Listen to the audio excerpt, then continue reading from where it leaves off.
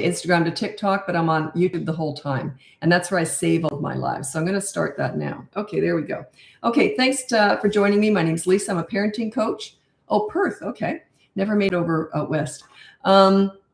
Anyway, check out my website, BratBusters.com. You can see my free behavior board, my courses. You can get on the wait list for coaching if you want to work with me one-on-one. Or you can look into our podcast. It's called BratBusters Parenting Podcast. It's on all the platforms, and we save it on YouTube if you want to watch it there, because we film it together, my daughter and I. Andrea in Florida, welcome. And Laura and Ellen, Tommy and Pan Jewel. Okay, I am here to answer questions, but I throw a bunch of other stuff in too. I get a lot of the same questions in lives, so I like to throw other stuff in. And I'm not about discipline. Discipline is something that we have to sort of deal with, but it's not my focus. My focus is always on connecting with kids, and their love language is fun, and that's how you connect with them. Laura from Kentucky. So I'm just waiting for your questions here. And I really wish I could talk more about coaching. I do get a lot of, I'll ask permission to tell some stories, and then I decide not to tell them. It depends. If I think it's too identifying, even though I've got permission, I won't tell it. But yeah, every so often something really interesting comes up, and I don't feel it's appropriate to even ask if I can share it, with no names, of course. But yeah, if you think you're going through something, like a lot of parents think they're the only ones going through stuff, it's very rare. I've been doing this for 20 years. I think I only came up against one thing that I only heard once. Like one, after 20 years of doing this. So there's always someone else going through what you're going through. Anyone know if you can run a private YouTube channel? I teach parenting here, so I don't know. I think you're in the wrong group. Samantha in Wisconsin. Kelly in Chicago, Illinois. Kentucky. Kristen, Regina, Natalie. Okay, it's Caitlin. Any advice on mom guilt? My daughter's dad is not around, and I work full-time to provide for her, but she's only 18 months. And yeah, that's just tricky. There's not much I can help you with that, because you are going to have some guilt. I'm not saying it's justified, but it's normal to have guilt. And so long as she's happy where she is, then if you're providing a happy environment for her, like if she likes daycare, they usually are pretty darn good with kids. So then if she's happy, that's all that matters, really, like from her perspective, she's happy. So yeah, don't worry about that, because there's nothing you can do about it anyway. A lot of parents work. So mom guilt is a real thing. I don't hear a lot of dad guilt, but I do hear a lot of mom guilt. So it's very normal to feel that way. But if she's happy and she's being well looked after, then you're doing a good job. You're providing for her. You're just not there to do it, but you're providing for her. So, okay, this is Kenzie Fire on YouTube. I have a 3 and a 5-year-old, and we'll be moving in with a guy who has a 7-year-old. How do I prepare the kids for the move change? You don't. Yeah, you just don't, because you can't really prepare for that. You can tell them what's going to happen, but until they live it, I'm sorry, but there's not much you can do. You want to be careful though. It'd be good if you guys had the same parenting style, because if one of you was letting your kids get away with stuff and the other one wasn't, the other kids couldn't get away with stuff. You want to kind of get on the same page with parenting. Doesn't mean you have to parent the other kid, but it means that they should be getting fair treatment. They shouldn't see one kid being spoiled and the other not. So that's the only advice I have for you, really. But you can't prepare them for that. It's something that they just won't grasp, and neither will you. You probably can't prepare yourself for it either, really. 3-year-old not listening. This is from Andrea. When we go for a walk, when it comes to cars, she runs ahead of, oh, she's 3 years old, get a leash. This is a life and death situation. You restrain them in the car. When they were little, you restrain them in the crib and in the high chair. So yeah, restraint is what keeps them alive sometimes. So yeah, get a leash and say, if you run for me, you're going to be on this leash. And they don't like it, so they'll learn not to run because they don't want to be on the leash. But it's going to be a bit of an icky situation. Like, she's not going to be happy. She's probably going to drop and scream because she hates the leash. That's okay. Let her do that. Just stand there holding the leash. Okay.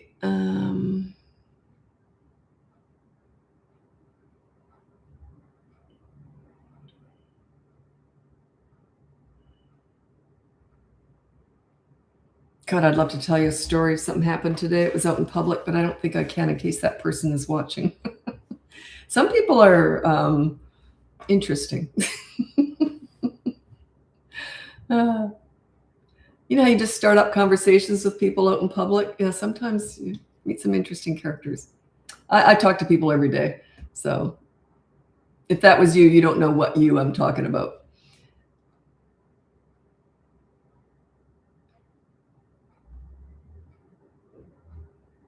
What's a good age to start a leash? As soon as they start to run away from you. Yeah, if they're running, I'd restrain them like you restrain them in a car, right? To keep them alive. You restrain them on a leash to keep them alive. It's a safety issue. Most parents don't like it because they're worried about what other people think. I could care less. This is my kid I'm keeping alive here. Why would I care about other people judging me? That's ridiculous. It wouldn't cross my mind to give a crap. So I'm keeping my kid alive.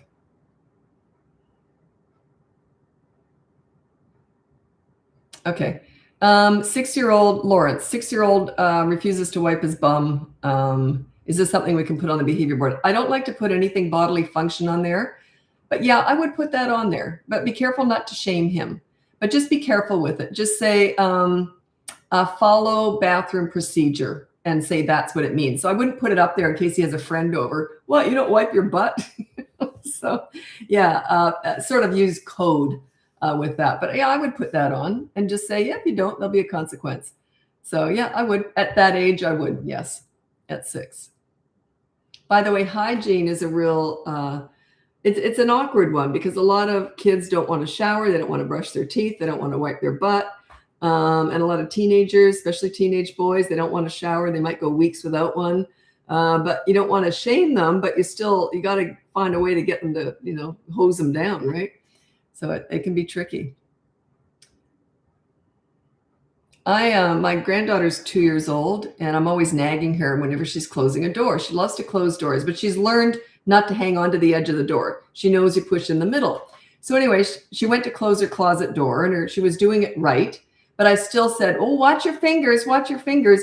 As I closed the door and I pinched it about 3 weeks ago, it is still sore 3 weeks later. How often do you think I use that finger to ID myself on my computer? It's amazing how often you need that finger. I was just looking at it today. I thought it's still hanging around. Here I was nagging her. She's 2, I'm 65, and I'm the one who pinched my finger. Yeah, not very smart sometimes.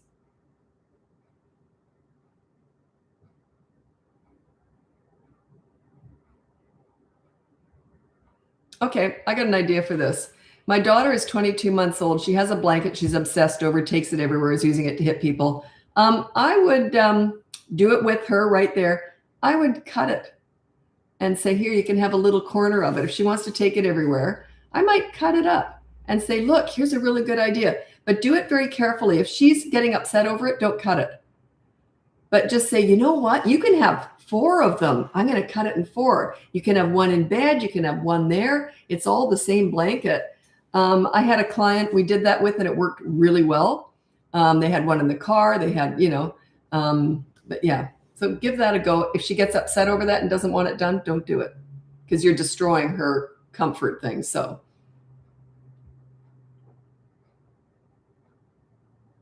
thank you. We've tried reward, but didn't work. Reward with what? I lost track of what that was. I'm going to go back and see if I can find your original. Oh, the wiping, maybe. Was that it? I'm sure that was it. Because I think that's all I've answered yet. Yeah, reward doesn't work as well with anything. The reward system, I do it sometimes, but overall it's the consequences. Like that would be like, let's say we don't want to pay our taxes on time, but they say, if you do, you'll get a free meal at a restaurant. I still might not pay my taxes on time if that's all. But if they said, you know what, we're going to fine you. It's the consequence that keeps us all in check. It's not the rewards, it's the consequences, right? It's easier to say no to a reward than it is a consequence. I do sometimes use rewards. I only use them with potty training and school morning routine. It's the only 2 that I regularly use reward system with, because they're similar. I know it doesn't sound like it, but they are. If you want me to explain that, I will. Yes, school morning routine and potty training are reward systems. Thank you so much for your advice with teenagers. When we changed our rules to include consequences for my husband and I with our 16 and 17-year-old, it changed our lives. Yeah, they're now thrilled when we mess up, which has helped all of our relationships so much. It's not just about turning them into well-behaved kids. It's about connection, right? You want to be accountable too. You're much more likable when you are. So yeah, they'll like you more. So good for you. It means you're doing the work. Good for you. My kids loved it when I messed up. They hardly ever did. It was always me. I'd forget to do something or whatever. Or I was cranky in the store or something. You know, I hate shopping. God, I hate shopping. I hate shopping almost as much as I hate cooking. Anyway. So yeah, if I was in trouble, they loved it. Okay. Okay, when we start, this is Kaylee on YouTube. I'm going to read it. You got a couple of questions here. My son is 3.5 years old. He's in a nature pre-K. Oh, okay. I've had clients who were in nature schools, and only 2 other boys in his class of 7. He's bringing home one of the boys, 5-year-old. Bad behavior, i.e. whiny tone, saying stupid. No, okay. When we start a new behavior board, what are my okay. Sorry about that. When we start a new behavior board, my 3.5-year-old asks, okay, what's my consequence then? In an excited voice. It's like he likes it. That's okay. That's okay. If it's changing his behavior, it's okay if he likes the consequence. If it's not changing his behavior, in other words, if it's not working, then you might want to do something that he doesn't like. So maybe they don't usually like picking up toys. So it might be like pick up 10 toys in 10 minutes. That might be a good one. They don't usually like cleaning up after themselves much, but they often like helping you with chores that they don't normally do. But yeah, they don't like cleaning up after themselves usually. Or very few kids like cleaning toothpaste out of a bathroom sink, especially if it's hardened. They also don't usually like cleaning out window tracks or shower door tracks, or cleaning the top of baseboards. So there's a few things that most kids don't enjoy doing. But yeah, if it's working, it doesn't matter if he likes it.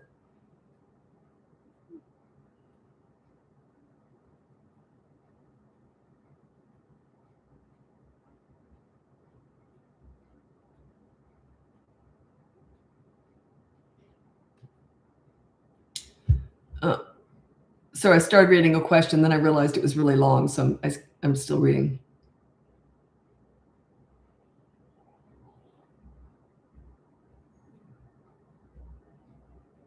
Oh, good for you. Okay, this is from Crystal. So you were trying one method, it didn't work, and now you're trying this consequences. Not shaming him. That's right. You never shame children. If you look like you're frustrated, angry, or disappointed, you're not a leader.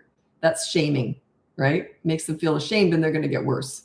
Remember, if they feel good, they do good. If they feel bad, they do bad. We're all like that, by the way. So good for you. You're doing the work. Good for you.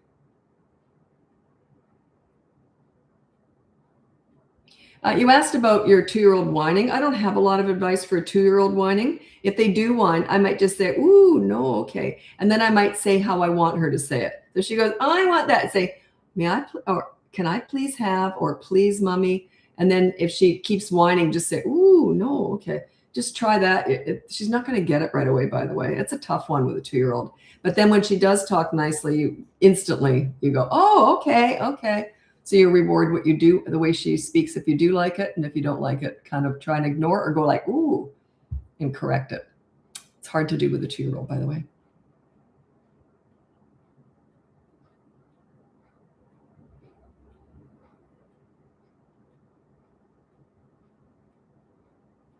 Okay, 3-year-old is to start daycare soon.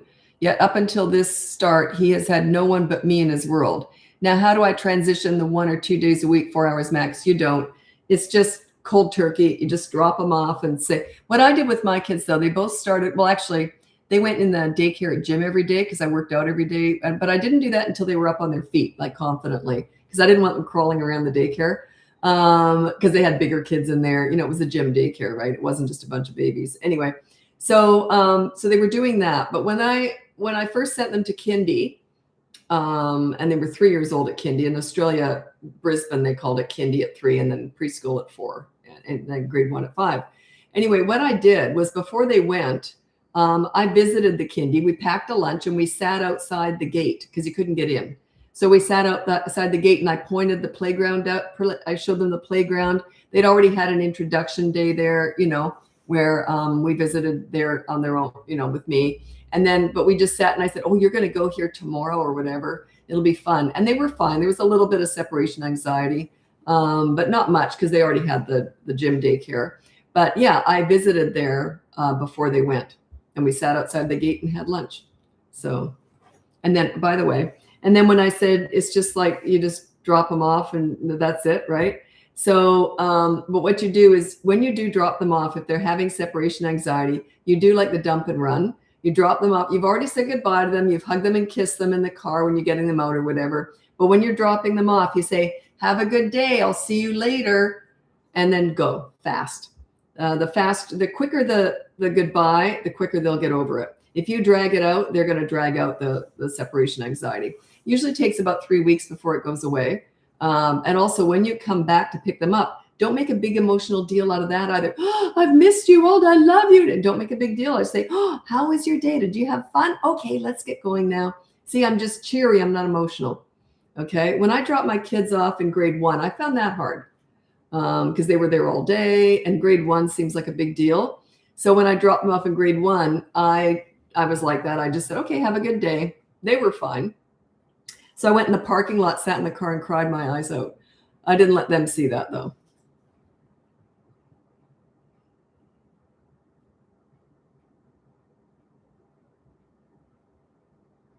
Okay.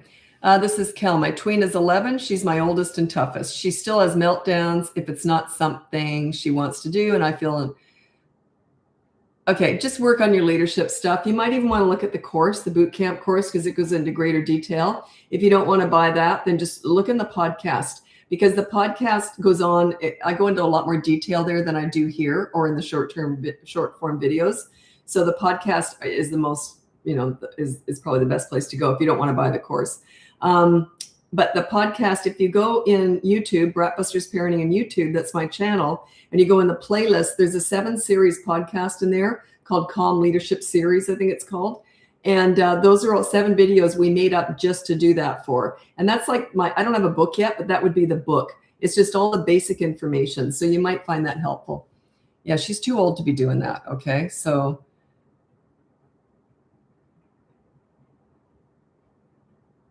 Yeah, you work on your leadership. Remember, we're never fixing kids here. She's a product of your parenting. Their behavior between the ages of 3 and 12 is just a reaction to your parenting. That's the way I treat it. That's the way I approach kids. But even when I was working with teenagers, if they acted out when I was first working with them as a mentor, when they acted out, I always did this with all kids and even teenagers. I always thought, what am I missing here? What am I doing wrong? A leader always looks to themselves. You can only change yourself anyway. So you change your parenting style, and that should help her. That should change her behavior. Do you review what's on the behavior board weekly? Okay, if you look on the behavior board, I think I've explained how it goes. The first 3 weeks are 3 different behavior boards. You're not reviewing it, you just do it. So you've got one behavior that you're dealing with in the first week, and then the second week, now you got 2 behavior boards. You got 2 different battles, 2 different behaviors, right? The third week, now you've got 3. And then in the fourth week, you go basically off the boards, or you use the same method with all bad behavior. You use the same method. You just don't put it on a board anymore. You only do 3 behavior boards. If you want to know what happens after that in more detail, that would be the boot camp course. So like it's week 4 in the boot camp course is how you get away from those boards. Like I would never use a behavior board. There's no freaking way I want kids looking at a board. I want them looking right at me. Okay. But when you're learning how to be a leader, that board is a buffer. It helps. It's a tool. It's a visual aid. And it just helps you start getting respect. But I come in as a strong leader because I'm level 10 with this, because I invented all this stuff, right? So that's why I would never use a board. It's just a teaching tool. That's why you want to get off of it eventually. But a lot of my clients still use it. They say, no, if we're really struggling with something, even a year or 2 later, we'll start another board up. So it's a good tool.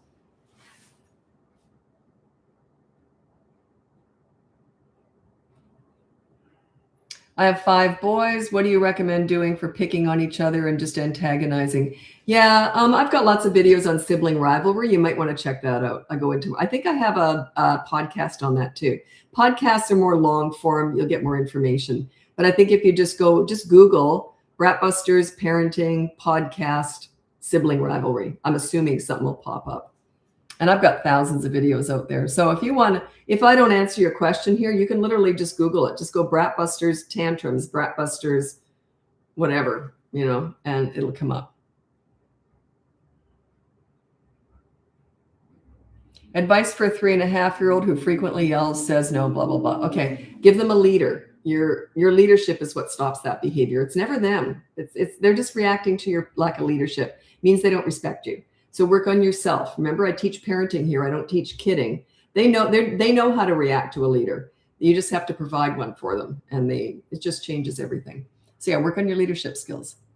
And that's all over. Look on my website. You'll get my free behavior board there, or you can upgrade to my course. If you want to work with me one-on-one, that's coaching. I do have a big wait list for that, but I'll get to it eventually.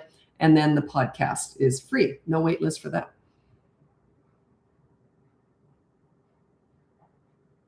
I had the idea of cutting it up, taking from her a little at a time. Is that the blanket idea? Yeah. But if she gets upset by it, I wouldn't do it. That would be traumatizing. Like if I had a favorite doll, my mom started cutting off the arms. See what I mean? If she's on board with it, get her to help you do that.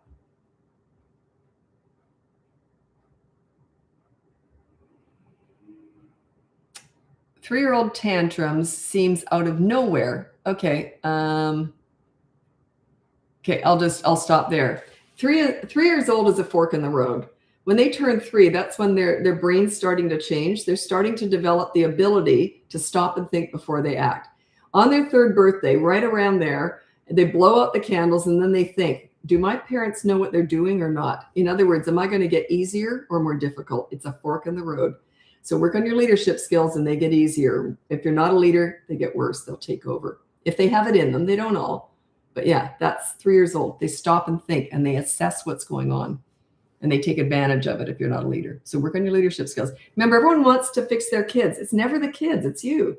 And whenever someone challenges me on that in coaching, I say, what do you think your kids would be like with me? And they all say, oh, I'm sure they'd be fine. So it's never the kids, it's the leaders or lack of leadership, right? Children instinctively need, crave, and want a leader. A leader is fun. A leader, they tell everything to a leader. A leader makes them feel good about themselves. It's not about being stern and firm and authoritative. I don't do any of that. It's about connecting with them and also, having consequences if they make a poor choice. Just like I have consequences if I make a poor choice.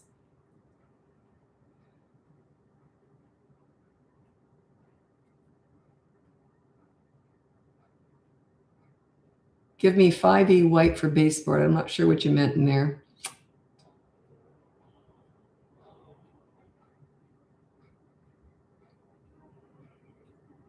So I'm going to scroll ahead to make sure you're still here because people come and go in these lives. So I want to make sure you're still here when I answer your question. Okay. This is from Dawn. 8-year-old is regressing and not wanting to do anything for herself when she used to be so independent and now acting like a toddler in some ways. I don't know what's triggered that. I would need to investigate that. That would be coaching. I don't think you need coaching just for that. And I've got a big wait list anyway. So yeah, I don't know what's happened, what's triggered that. That often happens when a new baby comes into the family. So they will regress often, but she's 8. They don't always regress at that age. But yeah, I don't know what's triggered that. No idea.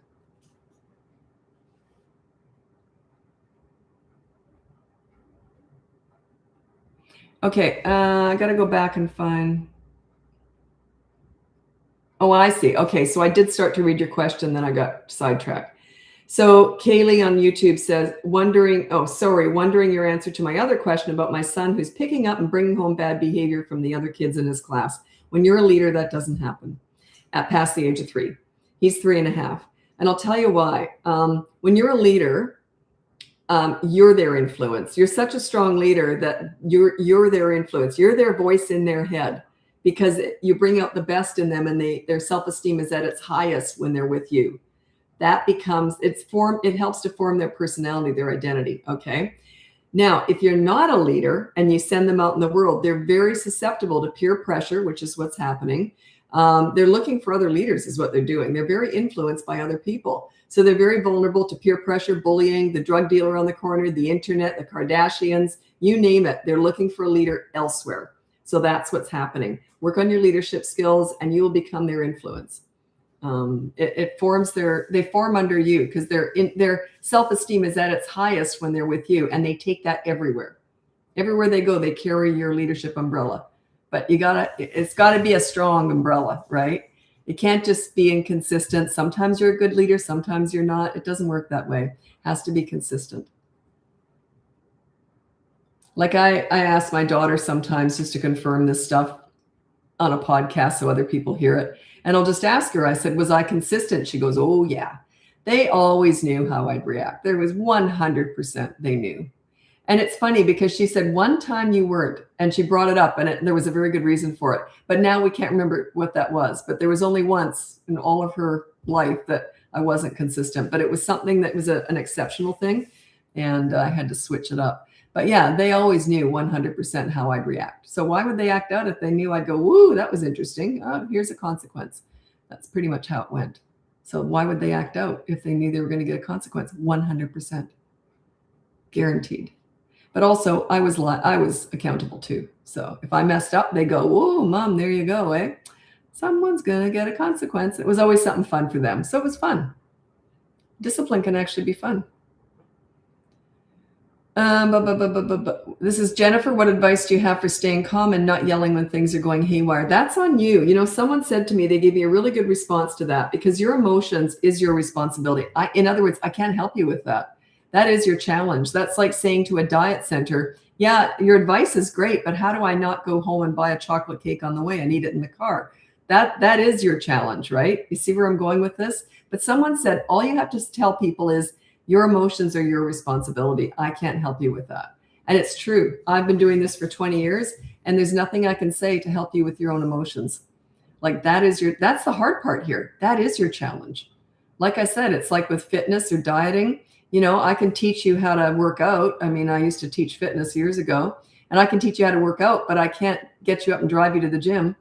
You know, you see what I mean? I can't drag you out of bed and drag you to the gym. Like that is your job to get to the gym.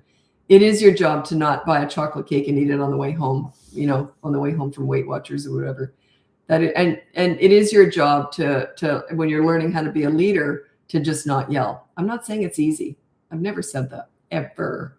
That is the most challenging thing that I deal with in coaching. And I specialize in teen crisis work. So, but this is the most challenging. I know how to deal with teen crisis work. I can't help you with your emotions. That is your challenge. It's hard. You know, like I'm reading stuff all the time about discipline and slowing down to speed up because I tend to get paralysis analysis, right, with work because I get so much work I got to do. And a lot of it is confusing and I don't know, you know, it's all the back end stuff in business, right? Not this stuff. But so I get paralysis. It's hard for me. It's very, very hard. I've studied it for years, how to get systems in place, time blocking, force myself to do the, you know, stuff that confuses me. You know, and I'm not good at it. I've never been successful at it. I mean, I call myself last minute Lisa. I do what I have to do last minute to get it done, but I'm not good at, you know, organizing everything I don't want to do. And so we all have our challenges, by the way. Parenting just came easy to me. That was my thing because that's why I teach it, because it was easy for me. Kids, I just understand kids. Whole bunch of stuff in business I don't understand. So we've all got challenges. You're not alone. But no one can help me do that. They've given me all the information, right? I got all the information. They can't force me to do it, though. So it's the same thing. Okay, I'm going to move over to Instagram now, but I'm on YouTube the whole time. Whenever I'm doing a live, I'm on YouTube. If you don't want to follow me over to Instagram or YouTube, just check out my website. It's BratBusters.com. You can get my free behavior board, my boot camp courses. I have one for toddlers, one for older kids.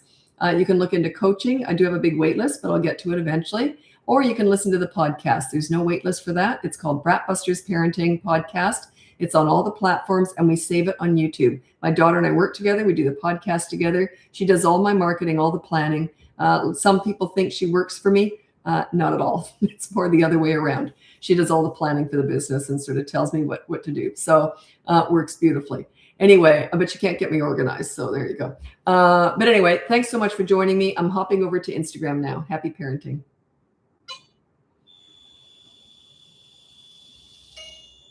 Well, that was a new sound. I keep changing all this stuff. Oops. There we go. Okay.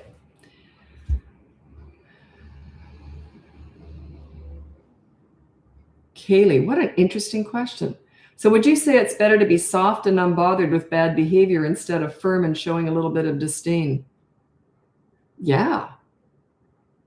Disdain is judgment. It's disappointment. It's criticism. It's shame. Yeah. And when you say soft, I don't know if I'd use the word soft and it's calm, but I don't let anything go. If a kid has bad behavior, I'm on it like that. I'm on it, but I get it done very quickly.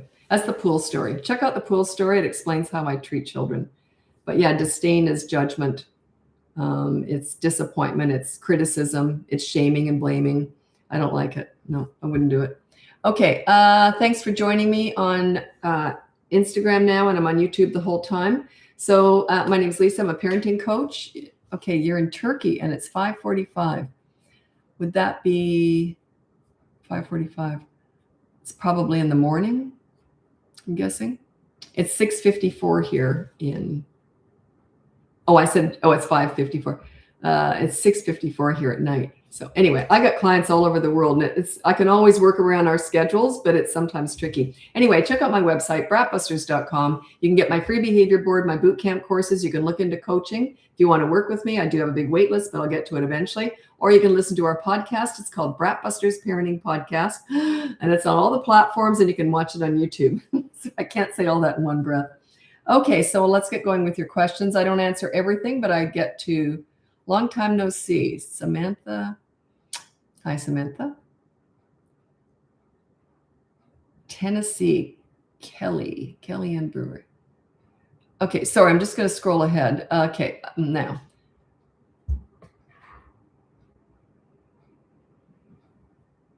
Yeah, other kids are hitting and taking things away from my 20-month-old. How best should I manage this? My girl is so gentle, nothing you can do. But that other people's kids and the parents are around, nothing you can do. I just pull my kid away from that. Both my kids were very gentle, and kids would hit them and take stuff away from them all the time when they were really, really little. And I would just take them away. Yeah, nothing you can do. I would never discipline someone else's kids in front of them with the parents. If I was in charge, I would just say, oops, I'll tell you what we're going to do. We're going to play this way. So I don't discipline them so much, but I show them how to play properly. But if the parents are there, nope, no freaking way would I do that. But if I'm in charge, I would manage it, but not if the parents are around. Nope, nothing you can do. If the parents aren't going to stick up for your kids and protect them from their own kids, nothing you can do.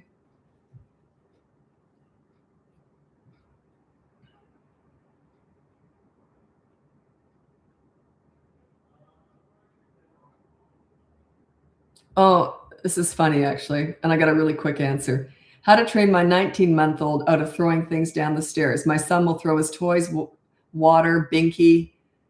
Why is he walking around with water? Yeah, I don't give kids drinks or food around the house. They only sit at the table. Then almost immediately cry at the gate wanting them. Let him cry. Let him cry. That's a quick answer. Yeah, he'll learn. Let him cry.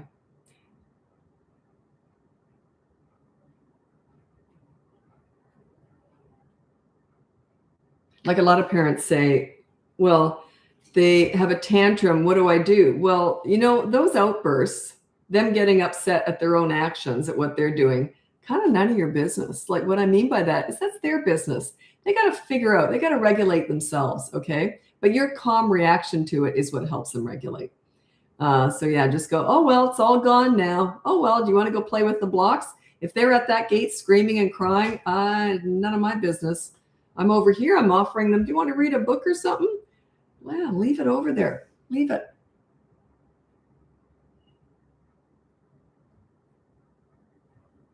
Would you say some fear of disappointing your parents would come naturally as they get older? No, because there's no shaming in any of this.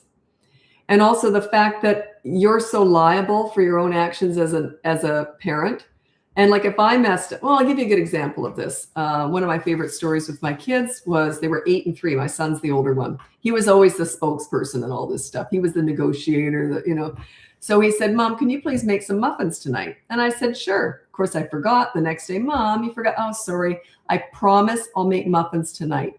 I saw them look at each other like this because they knew I hate cooking. They knew I was probably going to forget. I said, I promise. I said, I'll promise I'll do it. And they're like, okay. My son was very funny. He goes, okay, fine. So anyway, the next morning they wake up and they come in the kitchen together. And my son's like this.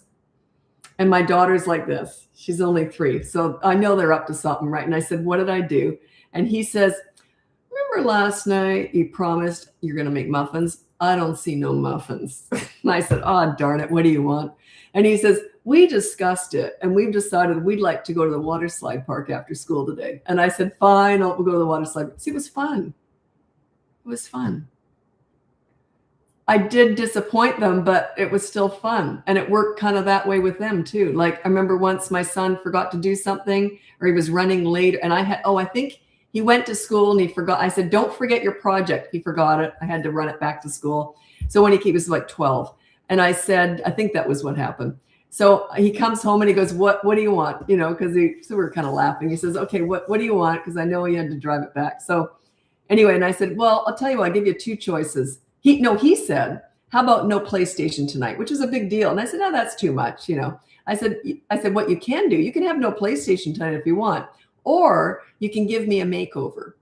Like for 30 minutes, you got to give me a makeover. And he said, you should have seen him. He was like this, oh, PlayStation or having to put makeup on Mom. And he did it. He says, okay, I'll give you a makeover. He only did it that once, never did it again. So for 30 minutes, I'm laying on the couch while he's giving me a makeover. And he said he felt like a serial killer because I'm laying on the couch. He said, oh, pretty girl, we had a blast, but he never did it again. So you see, there's no shaming and blaming in it. It's just be accountable. Make it up to the person. Have a consequence, right? So yeah, you said, would they worry about disappointment? Well, they never really saw it.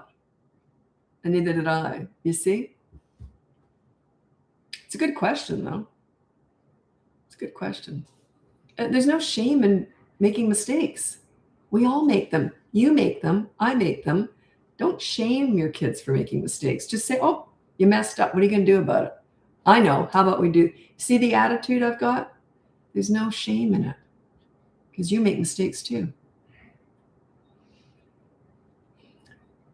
Should I offer a different dinner if my 2-year-old rejects the first one? Dinner's frustrating. Okay, well, I can't discuss nutrition or food really because I'm not a nutritionist or a doctor and they got to eat, right? So, but what I did with my kids, I can tell you what I did with my kids, but I'm not from a specialist perspective. You get where I'm going with this. So what I did with my kids, I knew what they liked, but I cooked around it. And I was very good. And I make everything from scratch. I'm a real health food freak. And I made everything from scratch and I hate cooking. Anyway, I did it. Bread and everything. I made everything from scratch. Anyway, God, I hate cooking. I cook with hate. I just hate it. So, but I was very good at hiding healthy stuff in everything. Cheese sauce was not just cheese, milk, flour, and butter. No, it was full of like maybe mashed up vegetables or whatever. So yeah, I was very good at hiding healthy stuff and stuff that they liked. I cooked around their taste buds and they never told me what they were going to eat. I told them, but I did cook around what they liked. And then as they got older, I made them try everything. I'd say, okay, we're going to try something new tonight. They didn't have to eat it though. They just had to try it. And they were really good about it because there was no pushback with us, All they had to do was just put it on their tongue they were really nice about it. They said, no, I don't like it. And I'd say, well, we're going to try it again next month because your taste buds change as you grow. And then if they liked it, they go, yeah, I like that now. So then I'd introduce that. But if all your kids won't like is chocolate, you're not just going to cook around that. My rule was it has to be healthy food. Plus I had no treats in the house. So my kids had more of a palate for healthy stuff because they had no treats. They would go to a birthday party and I'd say, have at it, eat whatever you want. They always came home with a stomach ache and then they craved healthy stuff after that. Because if they have a palate for snacks, then it's harder to get them to eat healthy stuff. So yeah, we had no junk food in the house. We had no chips or cookies or anything. Or if they were cookies, they were homemade and they were healthy. They were like little dust bunnies, really. They're full of, I don't know, healthy stuff. But anyway, so yeah, a lot of people don't want to live like that. And that's your choice. I'm not saying you should. That was just what I did.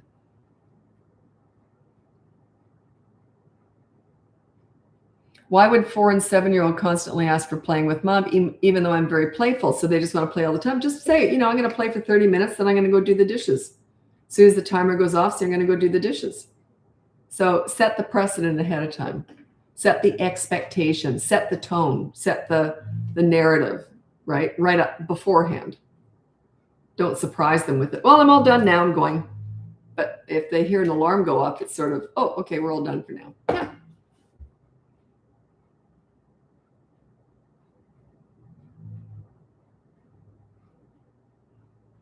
What do you do when, well, I don't know the age, but they must be 3 because you're using media blackout. So you don't do that with a toddler. 3 years old, you can start that behavior board. So say_era says, what do you do once media blackout has been implemented and they ask the next day why they don't have TV? I know you always say to not drag on why they don't listen, but what do you do in that case? I would just point to the behavior board. Just say, because if they're 4 and above, they already know. They're just trying to bug you. So I would just point to the behavior board if they're 4 and above. If they're 3, what I might do is I might have some kind of a visual, like something where I say, okay, when this, there's so many different ideas. Whenever I get too many ideas, my brain stops working. It can be something visual. You say, okay, so long as that Post-it note with the big red X's up on the behavior board, that means you have no media. So when you see that, you have no media because of the behavior board. But once that's over, take that Post-it note off and they get them. So it's a visual cue. So again, you're just pointing to the board. And if they keep asking, then it's manipulation. They're just trying to get under your skin. I wouldn't answer. But I would look at them when okay, so let's say they say, why do I have no TV? Just point to the board and they understand it at that point. Then, but why? Just go like this. Anyway, do you want to go read a book or something? Change the subject. Or if they keep going on, then just go, anyway, I'm going to go do the dishes because you've already answered. You've pointed to the board. Once I've answered a question, I don't put up with that stuff anymore. I'm done. In other words, I've moved on. I'm in control of the narrative, not them. Okay? I've already answered it. I'm very calm.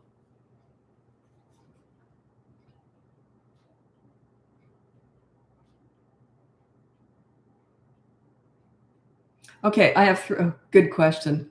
I have 3 kids, 9, 4, and 2.5. My mom watches the kids for me a couple days a week while I'm working. You're very lucky. If my kids lose a privilege, video games or TV, should I have her enforce that too while I'm at work? I would ask her.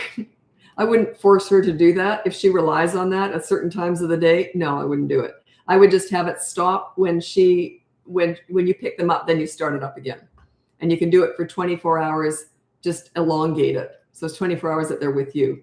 So yeah, but ask her. She might say, yeah, sure, I'll do that. But if she says, oh God, please don't do that to me, then don't do it to her. You're very lucky she's looking after your kids. So yeah, don't force her to do that if it's going to make her life more difficult. Now, you see, as a grandmother myself, if my kids had asked me to do that with their kids, I'd go, no problem, sure. But not all grandparents are going to want to do that. And that's up to them. That's their choice, right? That's their choice.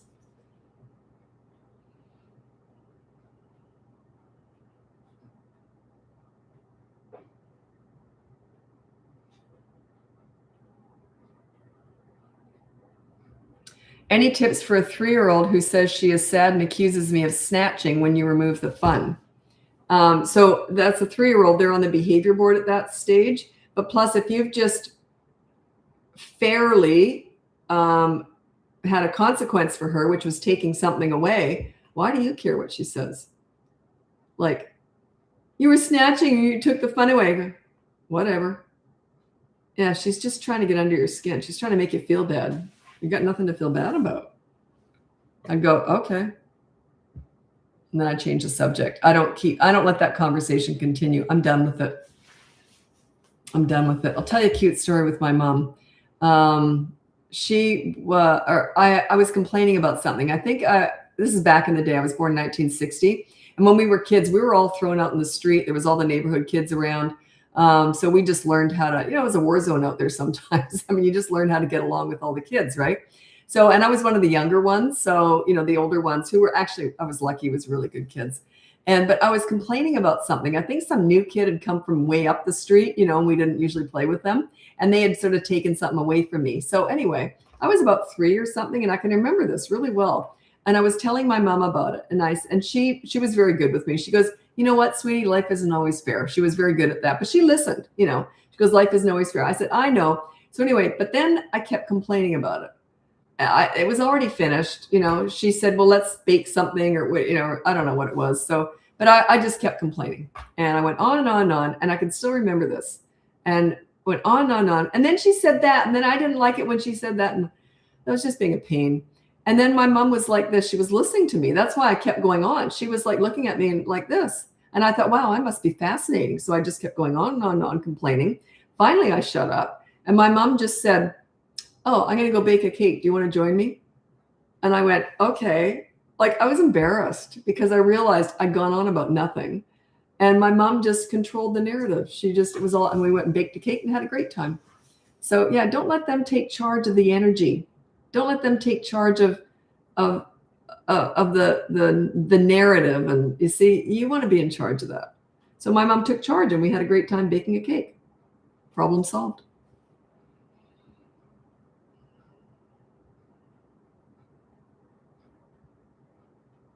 Okay, my daughter's turned 6 today. She's unable to control her emotions and cries at absolutely everything. Okay, she loses a game, she cries. Okay, she's just being a poor sport. It sounds like you potentially were the pleaser parent, trying to make everything easy for her, discussing all this stuff, and with empathy. I'm so sorry. That's what builds that usually.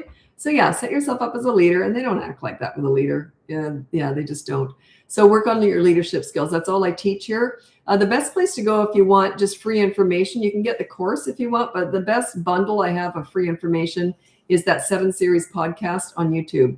And if you go on YouTube, BratBusters Parenting, look in playlist, and it's 7 podcasts. We did them all in 7 days, and they were, just individual podcasts, but then we grouped them together, and they're all the basic information, how to set yourself up as a leader. It's never them, it's always you. We don't fix kids, we teach parents, right?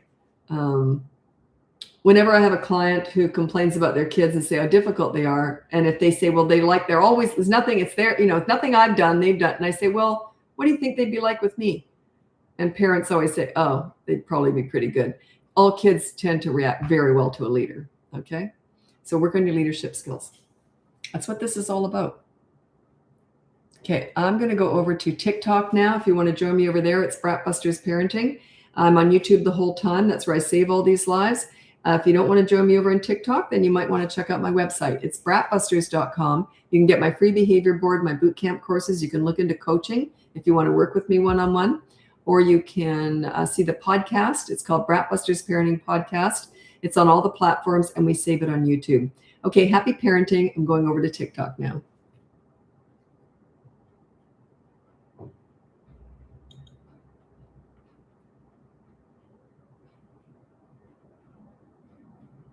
My phone's, oh, sugar, I'm on the wrong channel. BratBusters. I have another TikTok channel. I never post on there anymore. I just don't have time. It's mostly about fitness and cleaning, I think. Weird stuff. Okay, I'm just yabbering while I get this going. Okay.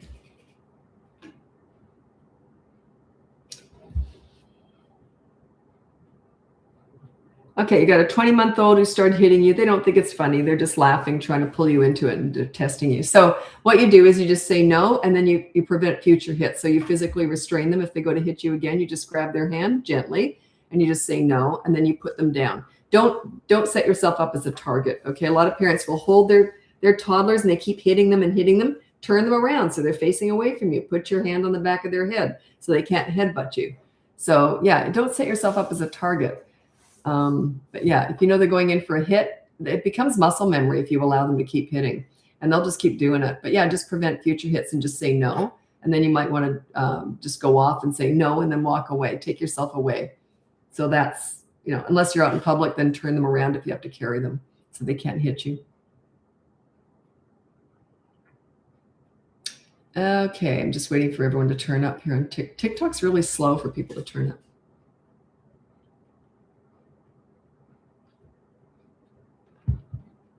The biggest number I ever had on a live, someone big shared me. They never did it again, so they obviously didn't like me. But anyway, they shared me that one time, and it was about 2 or 3 years ago. And I used to do lives every single day, but I just had started doing lives, and there was 26,000 people in a live. And I was just freaking out because I was brand new doing them, and I was freaking out. Never happened again. I'll get maybe 5,000 in a live because people come and go. I've never had 26,000 people in a live. Brand new at it too. And it was funny. Oh, I just soiled myself. I got so upset. I was just didn't know what to do. Okay, so I'll just introduce myself. I got enough people coming in here. By the way, whenever I'm doing a live, I hop from Facebook to Instagram to TikTok, and I'm on YouTube the whole time, which is where I save all my lives. Anyways, check out my website, BratBusters.com. It's on all the I'm getting ahead of myself. Check out my website, BratBusters.com. You can get my free behavior board, my courses, or you can look into coaching with me. I've got a big wait list, but I'll get to it eventually. Or you can listen to the podcast. It's on all the platforms, and I save it on YouTube. Okay. Do you do one-on-ones for 4-year-olds? Okay. When I do coaching, it's any age. Okay.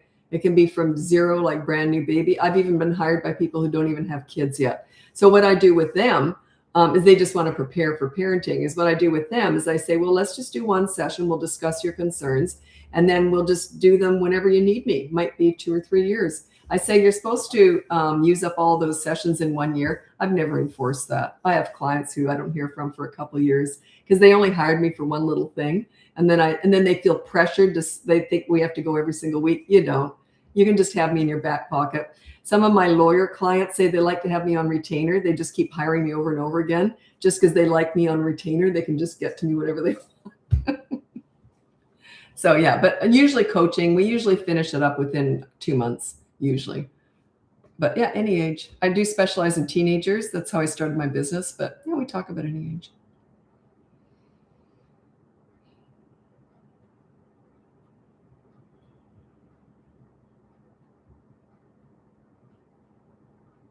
I didn't know you were on TikTok. Yeah, that's where I started 3 years ago.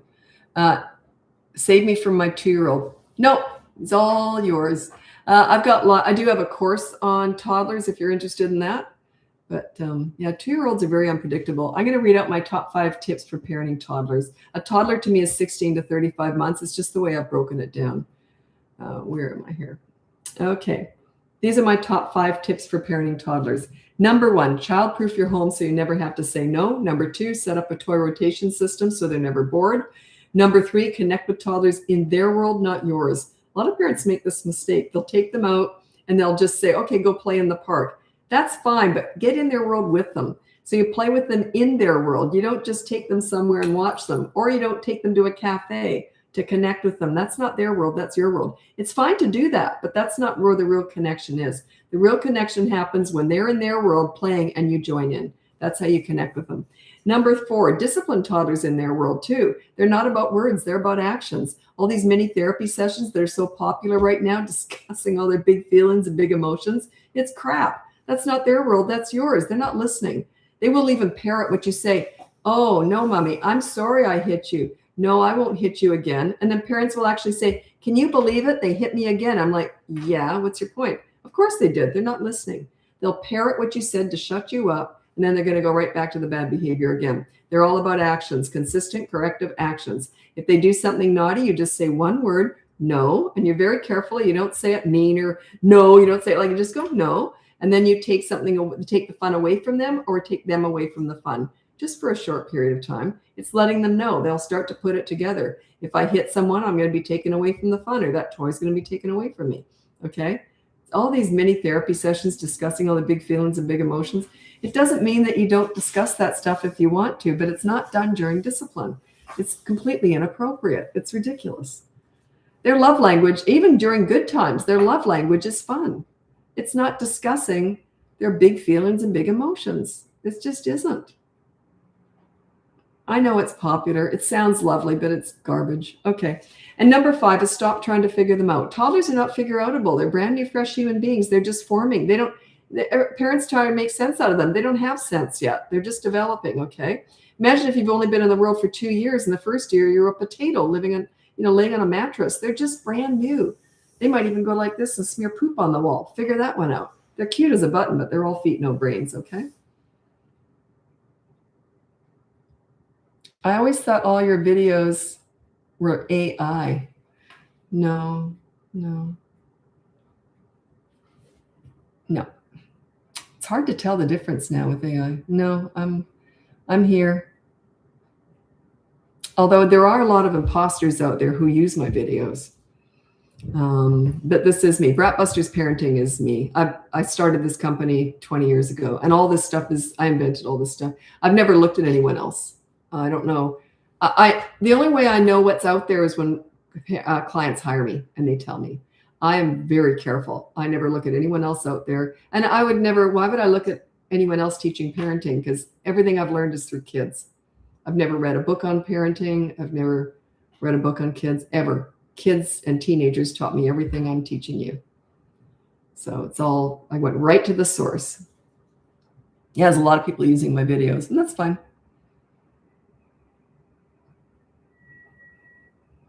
And I'm very polarizing too. If I'm not resonating with you, just abandon ship, go somewhere else, because you're never going to do what I'm telling you anyway. I'm very polarizing. I'm very opinionated in what I teach because I've been studying kids for 50 plus years.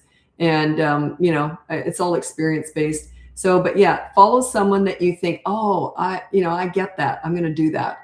I'd rather you not listen to me unless you're going to do what I tell you. Like what I mean is if you're going to follow my advice, then yeah. But if you're not going to do it, then move on to someone who will inspire you to take action.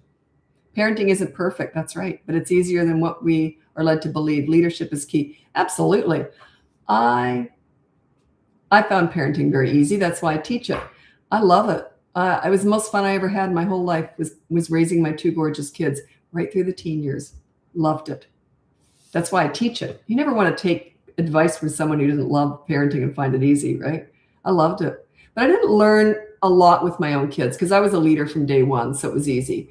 But really, what I really learned was through all the hundreds of kids I mentored, teenagers, troubled kids, like kids with disabilities. I volunteered. It's all volunteer work. I learned all that through most of what I teach is all the hundreds of kids I worked with. But I also want to say I'm really lousy with a lot of other stuff. This is just my lane. We all have things that we're good at and things we're not good at. What parenting books would you recommend? I've never read one, so I wouldn't have a clue what's out there. I only teach. Kids taught me everything I teach, so I've never read a book on parenting. I would assume if I ever read a book on parenting, I'd be going, bunch of crap. I'm assuming I would, but I've never read a book on it because I'm so opinionated in what I teach. I teach calm leadership and how to connect with kids. And I only teach what I know. So I've been asked to do shows because I used to do a lot of TV and radio back in the day. And I was asked to go on, be a guest on shows and big ones too, big national shows. And they wanted me to go on stage with other parenting coaches and argue. I wouldn't do that in a million years. How we're in the caring field and you want me to get up and argue with other people in the caring field?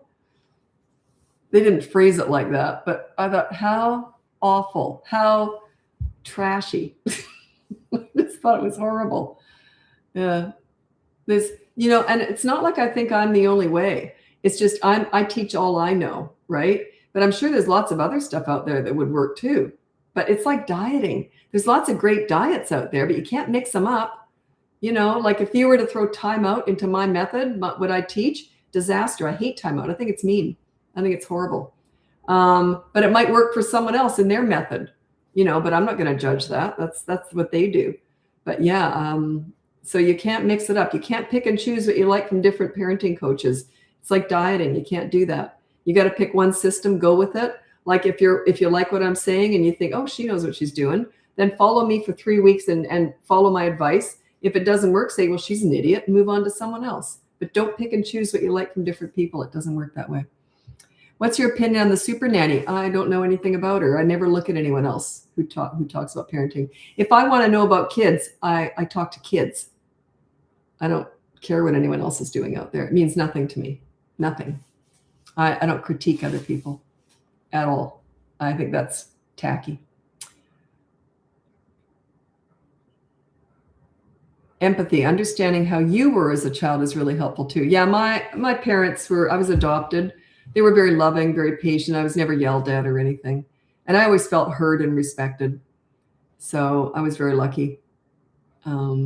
Yeah, very fortunate. That's why I've never yelled at my kids either. I didn't grow up with it. It wasn't a go-to. It wasn't a thing I was comfortable with. I've never yelled. So, but yeah, I was very lucky. Oh, you're very welcome, Roxy Penn. Okay.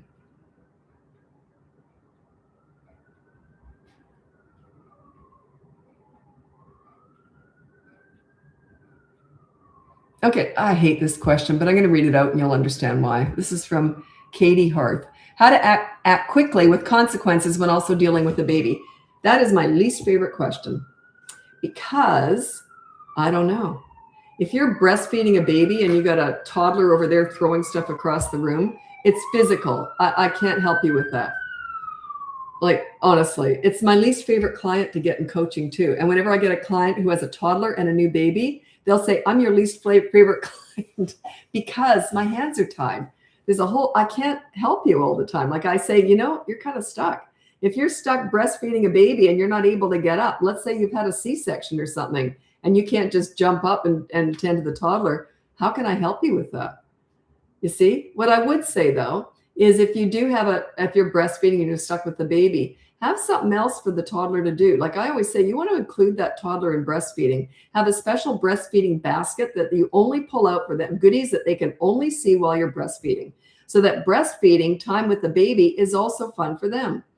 So yeah, that's all I can offer. But it's my least favorite client because I feel kind of useless. Like, what can I tell you? Ignore the stomach pain, ignore the baby nursing, and go over and deal with that toddler. Yeah. I like to be helpful and have ideas, but my hands are tied. I hate it. I hate it when I feel like I don't have a good answer. That's why it's my least favorite client, but I get a lot of that. So.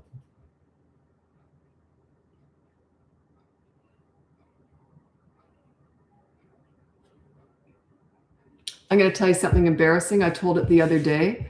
It just struck me as hilarious. This is absolutely typical of me, and it doesn't make me look good. So the other day, I get recognized every day, right? When I'm out in public. So the other day I was somewhere with my granddaughter, she's 2, and it was a kid event. So I'm out with her and I turned up and I saw a young mom just staring at me. And so I thought, oh, well, they recognize me, right? So, but they were really staring at me. So I was just about to go over and say this. So embarrassing. I was just about to go over and say, yes, it's me. And then I realized, I kept looking at her and I realized she was an old friend of mine's daughter who's now grown up. And I haven't seen her since she was a teenager. So it was someone that I knew. And thank God I recognized. How humiliating when that, yes, it's me. Yes, would you like a photo? Like, how humiliating. I'm really good at making a fool out of myself. I didn't actually do it that time, but I usually do. But anyway, it's too bad I didn't though, because her mother would have thought that was hilarious if I did that. Anyway, so yeah, I just thought that was funny. I'd throw that one in. What an idiot. Yes, it's me.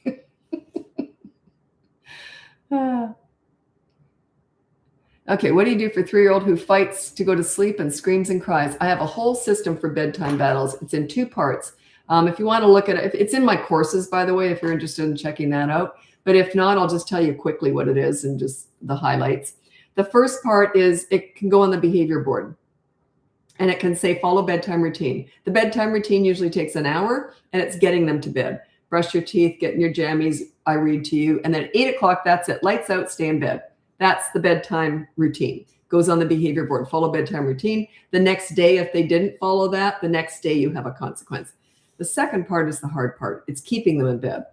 So the bedtime routine is over, right? They failed it. You just say, we'll talk about it tomorrow, and you don't discuss it. So now you want to keep them in bed. They have to be able to get out of bed for this to work. So like they can't be in a crib. So they get out of bed, and you make sure you're down the hall or something. Don't hang out at the doorway. That's ridiculous. You're policing them. That's ridiculous. So you just go off in the kitchen or do whatever you're doing. When they come out of bed, you walk them back to bed, move slow, talk low, very quiet. And you just say, I said it's bedtime, stay in bed.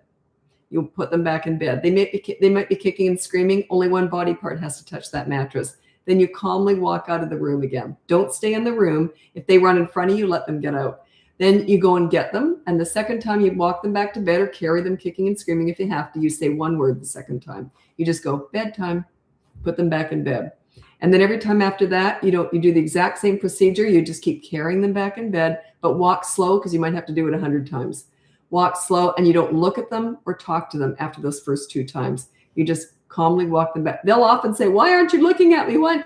You don't have to answer that. You do not have to answer every question they have. They're just trying to drag you into all this drama. Then you just calmly put them back on bed, put them back. The idea here is that they'll wear out before you will. Okay. It often is only one night of that. It's often one night of hell, but do it on a Friday or Saturday night when no one has to get up the next day or function. But it works really, really well if you're calm.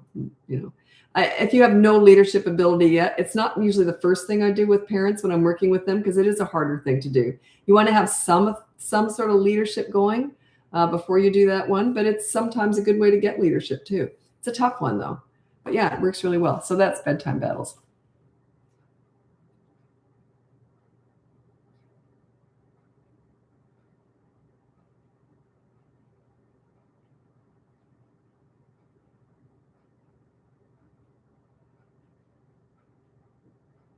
I don't know what you're talking about, Jessica. You're answering someone.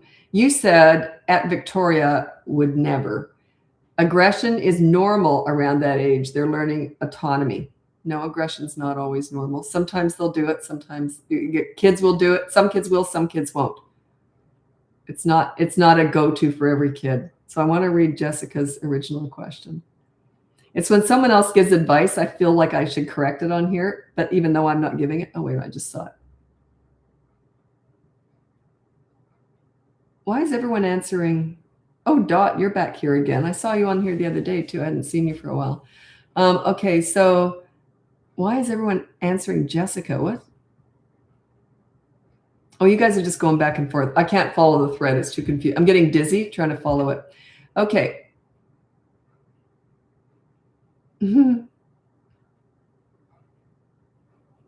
Okay, what is the one big thing I can do to get me and my teen daughter off the cycle of lecturing? Well, I'll just read out my top 5 tips for parenting teenagers. They're my favorite age, by the way. And lower your expectations with teenagers. Okay. Yeah. And it's a lot of give and not much get in the teen years. Go into it like that. Say, well, I'm just going to give a lot, but not expect to get much back. Okay. Lower your expectations with teenagers. They're spreading their wings. They're trying to be their own leaders now. It's actually my favorite age, teenagers. And when you're a good leader, it's a breeze to go through it. But yeah, when you're not, it can be really difficult. Okay, my top 5 tips for parenting teenagers. Number 1, the most important one, and what you're asking. Number 1, listen to understand and show empathy. You don't listen to gather information to lecture with, or they will shut you out. Okay, if they want your advice, they'll ask for it. They already know it anyway. So you just listen, you go like that. Yeah, that would be for us. Show empathy and understanding, and then stop talking. That's all they want from you. They just want to, if they want more, they'll ask. If they ask for your advice, I would say, well, I don't know. What do you think? And then say, you know what might work, but don't say, you know what you should do? Don't come in and solve their problems. They don't want that. They just want someone to knock ideas around with, okay? If they even want to go that far. They might just want to unload on you. Number 2, negotiate as much as possible with teenagers. Hey, I want your dirty clothes in the hamper. What do you want from me? Negotiate back and forth. You got to give, right? Number 3, don't sweat the small stuff with teenagers. If they do something stupid and it's not a big deal, just say, well, that was stupid. Do you want to hear what I did when I was your age? Or do you want to hear what I did yesterday? And laugh it off. It's no big deal, right? Small stuff is no big deal.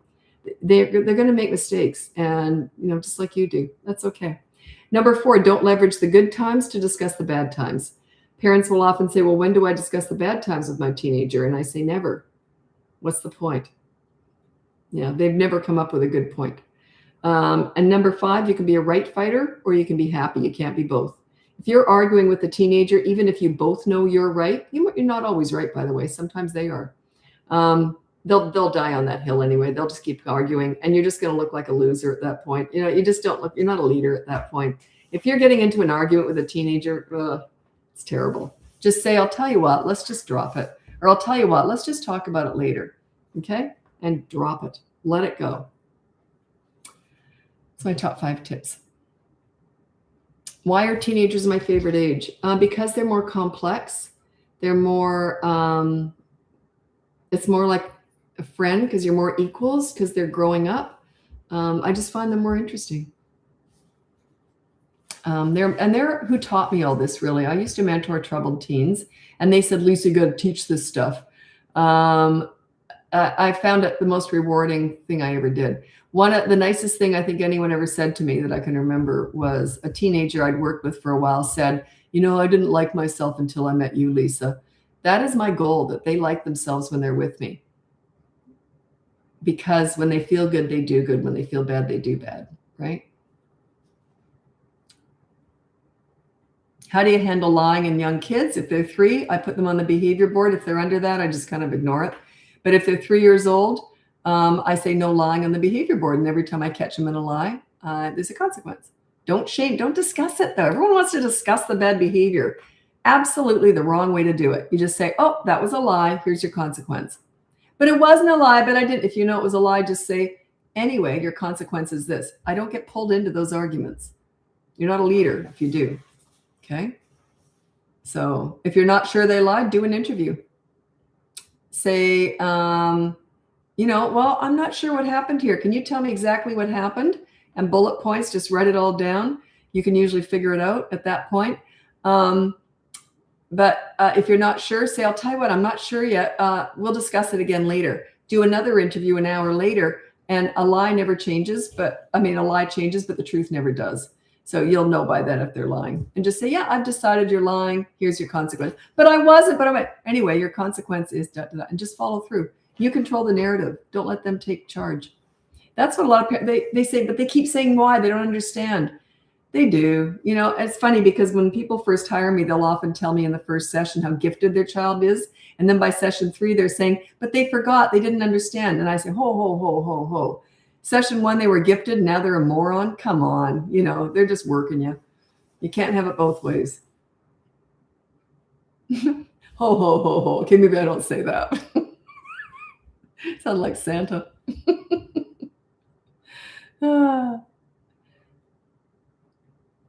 Okay, I go back and forth about gentle parenting and just straight discipline. I try to pick my battles. I don't discuss gentle parenting. I've never studied it, so I can't discuss that. But yeah, I teach leadership, so that's all I know. Do you recommend doing potty training at 14 months? That signs potty. I don't, and I'll tell you why. Some will potty train really, really early. It's so rare. And you're going to probably have to deal with a lot of messes. But if you want to give it a go, you might have one of those kids who just potty trains really well. 18 months is still really young to potty train. The problem is that they sometimes they'll say they want to, but they're not great at listening to their bodies yet. That's the problem. Okay, if they're distracted, they're more likely to wet themselves or poop, you see? So they're just not that developed to listen to their body yet, but the odd one will potty train. So, yours might be one of them. I potty train both my kids at 2.5. 2.5 is a perfect age to start potty training most kids. And at that, they're ready for it. And the accidents are very few. I potty trained my son in 1 day, my daughter in 2 days. No pull-ups, no night diapers, nothing. But I took a potty everywhere we go, little porta potty. I had it in the car and everything. So I was ready. And but anyway, I have a whole system for that. If you want to know how to do that, you have to buy one of my courses. It's in both courses because it's a big system. I also had a book. I don't sell it anymore, but I pulled this out the other day. I used to sell this potty manual. I think it was 2011 when I made up this book. I think I sold 2 of them. It was funny, weird. That was back in the day when you were mailing stuff out. Weird. I might have sold more, but not many. Can't believe it. I hung on to that I just found it the other day. I just hung on to it because I thought, wow, one day I might laugh at that. And I am. But what's interesting is I haven't changed that. I've been teaching the same stuff for 20 years now. I haven't changed what I teach. Nothing's changed. So, times change, but people don't. So it's leadership. Leadership never changes. It's about giving respect to get it.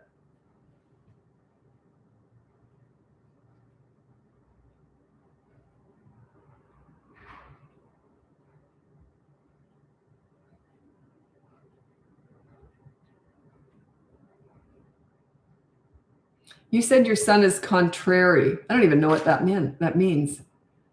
Mary, quite contrary. I don't even know what that word means. I'm going to look it up. Opposite in nature. Oh, contradicting. Oh, I see that form. Silly me. I've never used the word contrary. Interesting. Okay. Just check out my leadership stuff. It's all the same stuff, right? Check out my free behavior board on BratBusters.com. That's a good place to start. It's the training wheels with all this stuff. And I've got courses and everything too. But yeah, it's leadership. It's all I'm teaching here. Remember, we're never fixing kids. We're fixing and teaching parents. I teach parenting. So. Oh, what's the top 5 tips for parenting teens again? I'll just race through it. So it was listen to understand and show empathy, negotiate as much as possible, don't sweat the small stuff, don't leverage the good times to discuss the bad times, and you can be a right fighter or you can be happy. That last one, or the first one and the last one can go with pretty much anyone. Like listen to understand and show empathy. When a friend tells you about their problems, they don't want you to solve them. They just want you to listen and show empathy, right? It's like that. And if they want your advice, they will ask for it. And then also you can be a right fighter or you can be happy.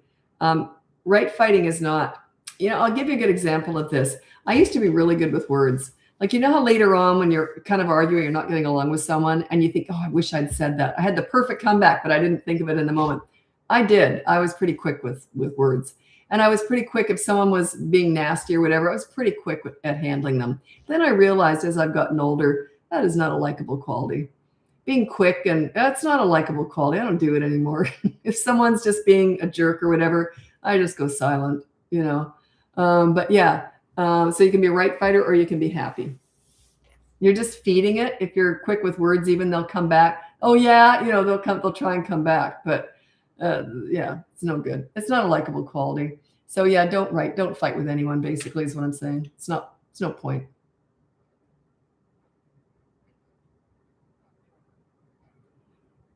Which of your courses for speech delay and potty training? Okay, potty training is in both of the courses, and speech delay, to me, it's kind of an irrelevant thing to me, because if it's cognitive delay, that's different.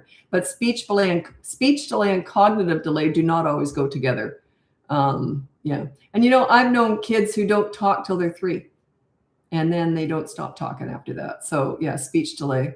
Yeah. Unless it's cognitive, but even then, they're pretty general courses. They're setting you up as a leader yourself. So it doesn't matter really what's going on with the kids generally. It's a lot of the same advice. But when there are, special needs children, like especially autism or something, that would be more coaching. You can still set yourself up as a leader with the courses. There's nothing wrong with that. But if you want the extra help with special needs, then that is coaching, one-on-one with me. But it's very expensive, and I've got a huge wait list. So if you don't need it, don't even bother looking at it. I'm obviously not in sales. Okay. Is 2 years old too young for timeout? Oh, I hate timeout. I would never use timeout. There are 3 things. Is it 3 or 4? I haven't said this in ages. Yeah, 3 things. 3 really commonly used discipline methods, which I can't stand. One is timeout. The other one is diversion. You never divert with broccoli. You always divert with something fun. So they're doing something naughty. Here's a candy. It's a reward system. The worst one is the countdown. Let's say they're doing something naughty and you use countdown to get them to stop. Disaster. They're hitting their little sister. I'm going to count to 3 and you better stop. They'll start hitting even harder, right? And more often. Then you get to 3 and they break. There's no consequence for it. And they just learned, I can pound my little sister as much as I want for 3 counts. So it's okay to be rotten in the short term, just not in the long term. It's the absolute worst. It's a mixed message. And timeout, I think it's mean.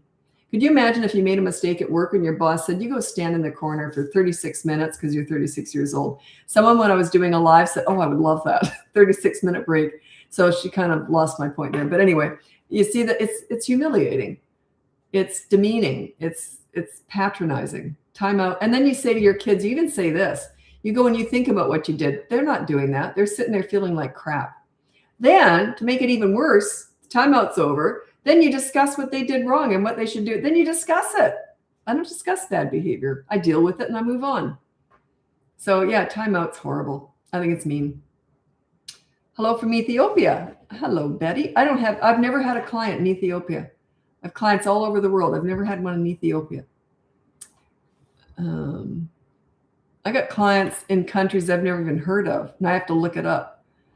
One was recently, I can't say where it was from because it's a tiny little place, but one was, and I looked it up, it just looks fascinating. I've learned so much about geography through clients. Anyway. Oh, I don't have any potty training tips. It's a whole system. Okay. It's a whole, I don't have any tips.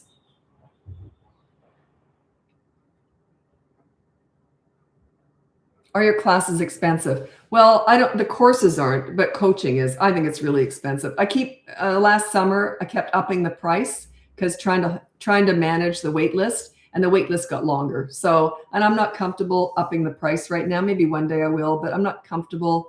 Like, I think it's doubled in the last year. So just trying to manage the wait list. That's what they say to do. If you've got this high demand, you just increase the prices, but I'm comfortable with where they are for now. So, but yeah, I think the course is really good. A lot of clients, they get fed up with the wait list because I don't get back to them for ages. So then they'll maybe move on to some other coach, or they'll buy the course. And sometimes that's enough. So they won't even need to hire me. So you might just want to try the course.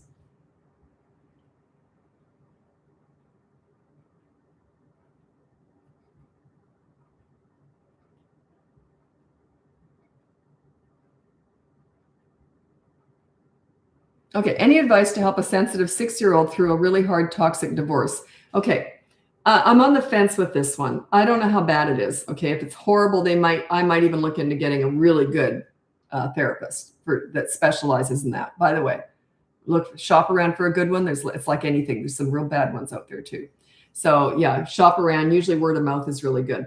So if it's really toxic, they might need therapy, someone else to talk to about it that isn't involved. Because sometimes they're 6. They might not want to talk to you about it because it upsets you, and they don't like to see you upset. So sometimes that's a good way to go. But also, their love language is fun. It's not discussing all the negative stuff. They don't want to hear negative stuff about the other parent. They don't like negativity. My kids went through divorce. They never saw us. I mean, it was still difficult because it upsets the whole household, right? But they never saw us argue or anything. It was never negative like that. And we still went everywhere together, events and that for the kids. And that was 25 years ago, whatever. But yeah, they still saw us getting along. We always did. So yeah, that's important. They don't care. They don't care that you love each other as much as they don't care about that. They just care that you get along. Okay. So yeah, just do your best to get along. If you're the only one that's getting, like a lot of parents say, well, you don't know my ex, they're a narcissist. I hear that all the time. So I don't care.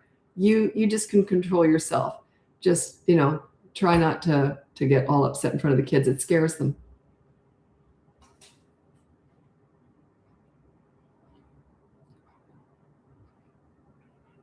You chose to have kids with that person. Your kids are victims of all this. So don't drag them in. Don't drag them through the mud. I'm not saying you're doing that, but a lot of parents do. Come on, get along. You got to love your kids more than you hate each other. I'm just talking to both people out there. Just try and get along, yeah, it's the fact that it's the antagonism that upsets them more than anything.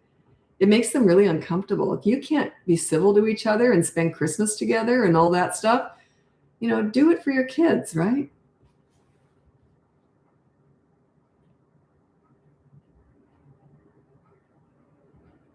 I've often talked about that. I actually did a seminar once on parenting through divorce.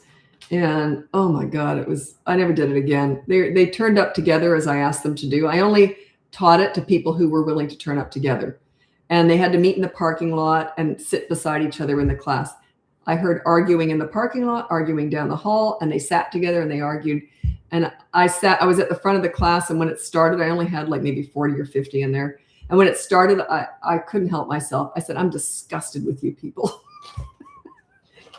You act like that in front of your kids. You're out in public and I was and they were all like embarrassed. And we had to get to work. I never did it again. Yeah, it upset me because I thought, come on, put your big girl pants on, your big boy pants on. Come on. You chose to have kids together. Yeah, I never taught that again. It was too depressing.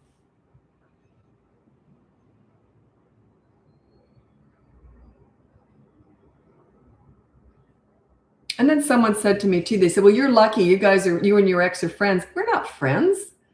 We're not friends, but we get along. We got kids together. Yeah, you don't have to like them even. You get along, right?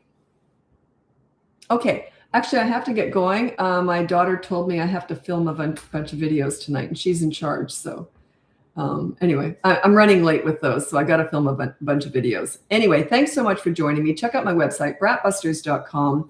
It's on all the platforms. Oh, why did I do that again? Oh, sorry, that's about the podcast. Check out my website, BratBusters.com. Get my free behavior board, my courses. You can look into coaching. There's a big wait list, but I'll get to eventually. And you can listen to the podcast. It's on all the platforms, and I save it on YouTube. If you want to watch us do it, my daughter and I do it together because she works with me. Anyway, thanks so much it's called BratBusters Parenting Podcast. Thanks so much for joining me. Happy parenting.